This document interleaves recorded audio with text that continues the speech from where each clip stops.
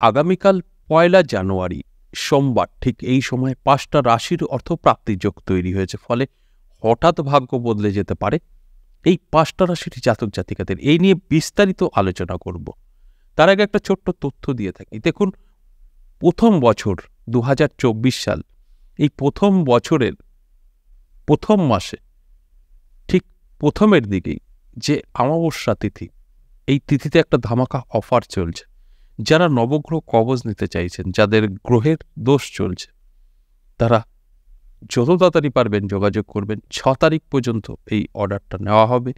আপনারা এই নবগ্রহ কবজের সাথে আরেকটা কবজ একদম বিনামূল্যে ফ্রি পাবেন, কারণ এটা প্রত্যেকেরই দরকার। দেখুন, নবগ্রহ কবজ মানেই ৯টা গ্রহকে শান্ত করা হয়, তার বাইরে কিছু না। অনেকেই আপনারা ভাবছেন যে নবগ্রহ কবজ ধারণ করবো আর আমি সব পাবো, লটারি কাটবো, লটারি পাবো, ব্যবসা ভালো চলবে, প্রচুর সম্পত্তি আসবে, বাড়ি করব, কোটিপতি হব। কখনোই সম্ভব না। নবগ্রহ সম্পর্কে আপনাদের অনেক কম জানা আছে। নবগ্রহর কাজ হচ্ছে ৯টা গ্রহকে গাইড করা।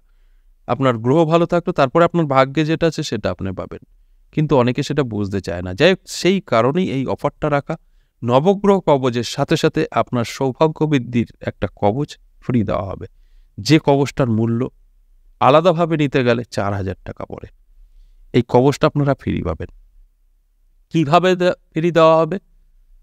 এর কিছুটা অংশ আপনার নবগ্রহ কবচের থেকে টাকা এর মধ্যে দেওয়া হবে, আমি সব বলে দিই। আর কবচের কভারটা হবে তামার, অর্থাৎ কবচের মূল্যটা ৭ থেকে ৮ টাকা। নবগ্রহ কবচের কভারটা যে তৈরি করা হয় তার মূল্য থাকে ৩২০০ টাকা, আর এটা হচ্ছে ৫ থেকে ৬০ টাকা, ৮ টাকা এরকম একটা হবে। তাই সেইখানে দাঁড়িয়ে অ্যাডজাস্ট করে দিয়ে আপনাদের এই কবচটা করে দেওয়া হবে। তাতে আমাদের এই নবগ্রহ কবচের যে মূল্যটা আমরা রাখতে পারি সেটা থাকবে না, শুধু আপনাদের সুবিধার্থে। কারণ ঘরের থেকে তো হয় না, আমি সত্যি কথা বলতে ভালোবাসি, ঘরের টাকা তো আমি দেবো না। এই সময়টা অমাবস্যায় কোনো পয়সা রাখবো না, আপনার রিটার্ন করে দেবো ওই কবচটা বানিয়ে। এটাই হচ্ছে মানসিকতা।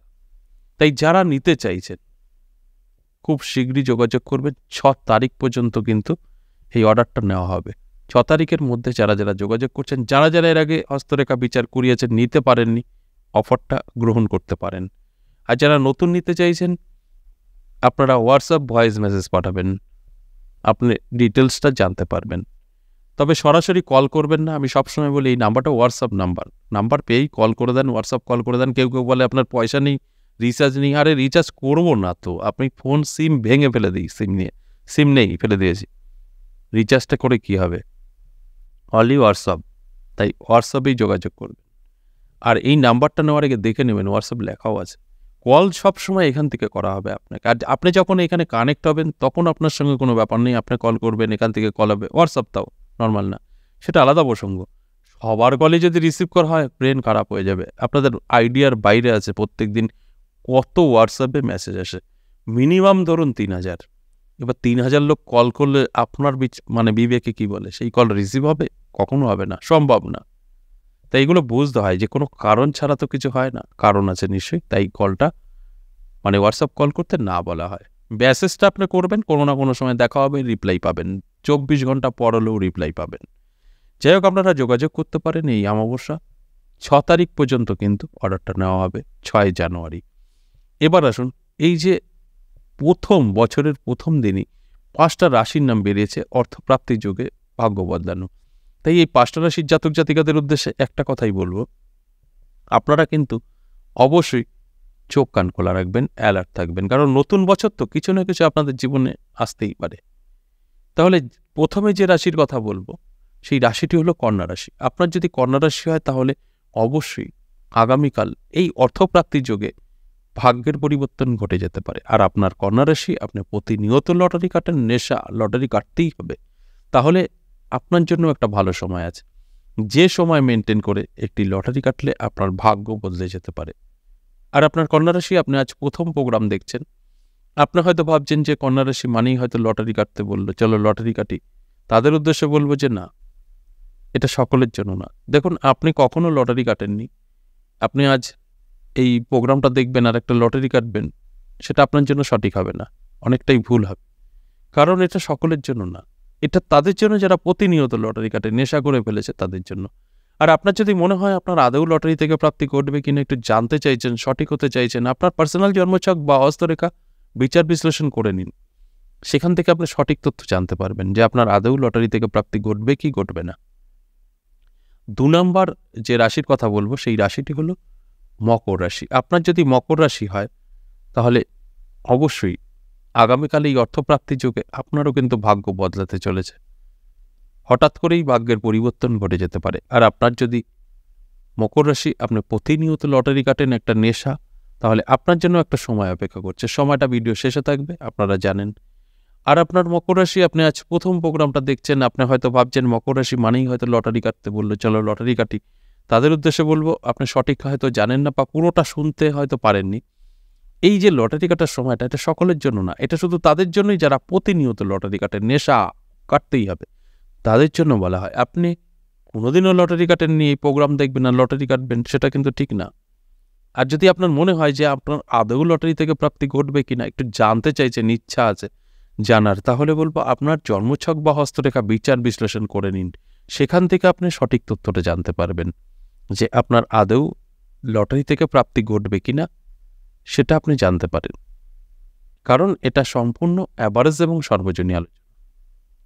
3 নম্বর যে রাশির কথা বলবো, মেষ রাশি। আপনার যদি মেষ রাশি হয়, অবশ্যই আগামীকাল এই অর্থপ্রাপ্তির যুগে আপনার ভাগ্য বদলে যেতে পারে, হঠাৎ করেই জীবনের পরিবর্তন হয়ে যেতে পারে। আর আপনার মেষ রাশি, আপনি প্রতিনিয়ত লটারি কাটেন, একটা নেশা, লটারি না কেটে থাকতে পারেন না, তাহলে কিন্তু আপনার জন্য একটা ভালো সময় অপেক্ষা করছে। সময়টা ভিডিও শেষে থাকবে। আর আপনার মেষ রাশি, আপনি আজ প্রথম প্রোগ্রাম দেখছেন, আপনি হয়তো ভাবছেন যে মেষ রাশি মানেই হয়তো লটারি কাটতে বললো, চলো লটারি কাটি। একদম কাটবেন না, কারণ এটা সকলের জন্য বলা হয়নি। যারা প্রতিনিয়ত লটারি কাটে, যারা নেশা করে ফেলেছে তাদের জন্য। আপনি কোনোদিনও লটারি কাটেননি, এই প্রোগ্রামটা দেখবেন আর একটা লটারি কাটবেন, এই ভুলটা করবেন না কখনো। আর যদি আপনার মনে হয় যে আমার আদৌ লটারি থেকে প্রাপ্তি ঘটবে কিনা একটু সঠিক হতে চাইছি, সঠিকভাবে জানতে চাইছি, তাহলে বলবো আপনার পার্সোনাল জন্মছক বা হস্তরেখা অবশ্যই বিচার বিশ্লেষণ করে নিন। সেখান থেকে আপনি সঠিক তথ্যটা জানতে পারবেন যে আপনার আদৌ লটারি থেকে প্রাপ্তি ঘটবে কি ঘটবে না। এরপর 4 নম্বর যে রাশির কথা বলবো, কর্কট রাশি। আপনার যদি কর্কট রাশি হয় তাহলে অবশ্যই আগামীকাল এই অর্থপ্রাপ্তির যোগে হঠাৎ করেই ভাগ্যের পরিবর্তন ঘটে যেতে পারে। আর আপনার কর্কট রাশি, আপনি প্রতিনিয়ত লটারি কাটেন, একটা নেশা, লটারি আপনাকে কাটতেই হবে, তাহলে অবশ্যই আপনার জন্য একটা ভালো সময় অপেক্ষা করছে, যে সময় মেনটেন করে একটি টিকিট কাটলে আপনার ভাগ্য বদলাতে পারে। আর আপনার কর্কট রাশি, আপনি আজ প্রথম প্রোগ্রাম দেখছেন, আপনি হয়তো ভাবছেন যে কর্কট রাশি মানেই হয়তো লটারি কাটতে বললো সকলকেই, চলো লটারি কাটি। তাদের উদ্দেশ্যে বলবো একদম না, এটা সকলের জন্য না। এই লটারি কাটার সময়টা তাদের জন্যই বলা হয় যারা প্রতিনিয়ত লটারি কাটে, নেশা করে ফেলেছে, কাটতেই হবে তাদের জন্য। আপনি কোনোদিনও লটারি কাটেননি, এই প্রোগ্রামটা দেখবেন আর একটা লটারি কাটবেন, সেটা আপনার জন্য অনেকটাই বড় ভুল হবে। তাই এই ভুল কাজটা করবেন না। আর যদি মনে হয় আপনার আদৌ লটারি থেকে প্রাপ্তি ঘটবে কিনা একটু শিওর হতে চাইছেন, তাহলে বলবো অবশ্যই আপনার পার্সোনাল জন্মছক বা হস্তরেখা বিচার বিশ্লেষণ করে নিন। সেখান থেকে আপনি সঠিক তথ্যটা জানতে পারবেন যে আপনার আদৌ লটারি থেকে প্রাপ্তি ঘটবে কি ঘটবে না। সর্বশেষ 5 নম্বর যে রাশির কথা বলবো, বৃশ্চিক রাশি। আপনার যদি বৃশ্চিক রাশি হয়, আগামীকাল এই অর্থপ্রাপ্তির যোগে আপনার ভাগ্য কিন্তু হঠাৎ করেই বদলে যেতে পারে। আর আপনার বৃশ্চিক রাশি, আপনি প্রতিনিয়ত লটারি কাটেন, নেশা করে ফেলেছেন, লটারি কাটতেই হবে, তাহলে আপনার জন্য একটা ভালো সময় অপেক্ষা করছে, যে সময় মেনটেন করে একটি টিকিট কাটলে ভাগ্য বদলে যেতে পারে। আর আপনার বৃশ্চিক রাশি, আপনি আজ প্রথম প্রোগ্রাম দেখছেন, আপনি হয়তো ভাবতে পারছেন না যে এটা কি সকলের জন্য বললো না আমি কাটবো, এরকম একটা ভাবনা চিন্তা যদি আপনার মধ্যে থাকে, হয়তো সকলের জন্যই বললো আমিও কাটি লটারি, তাহলে বলবো যে না, এটা সকলের জন্য না। এটা আপনার লটারি কাটবেন সেই কারণে বলা হয়নি, এটা যারা প্রতিনিয়ত লটারি কাটে তাদের জন্য। আপনি কোনোদিনও লটারি কাটেননি, আজ এই ভিডিও দেখে কাটতে যাবেন। যদি আপনার কাটার অভ্যাস থাকে অবশ্যই কাটবেন, যদি কখনো না কাটেন কাটবেন না। আর আপনার যদি একটু জানার ইচ্ছা থাকে যে আমি আদৌ কি লটারি থেকেও কোনোদিনও প্রাপ্তি আমার ঘটবে, তাহলে আপনার জন্মছক বা হস্তরেখা বিচার বিশ্লেষণ করে নিন। সেখান থেকে আপনি সঠিক তথ্য জানতে পারবেন। এছাড়া এই যে 5টা রাশিকে নিয়ে আমি আলোচনা করলাম, সকলের সাথে কি মিলবে? না, সকলের সাথে মিলবে না। এই 5টা রাশির যাদের জন্মছক বা হস্তরেখায় রাহু শুক্র মঙ্গল ভালো আছে তাদের সাথে মিলবে, কারণ এই অর্থপ্রাপ্তির যোগ তৈরি হয় রাহু শুক্র মঙ্গল দ্বারা। তাই এই রাহু শুক্র মঙ্গল যাদের ভালো আছে তাদের সাথে মিলবে, যাদের খারাপ আছে তাদের সাথে মিলবে না।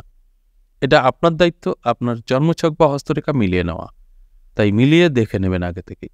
এবার আসুন, এই যে 5টা রাশির জন্য লটারি কাটার সময় বলা হবে, যেটা সকলের জন্য না, যারা এই 5টা রাশির মধ্যে যারা প্রতিনিয়ত লটারি কাটে তাদের জন্য যে সময়টা বলা হবে, সেই সময়টা এখন বলবো।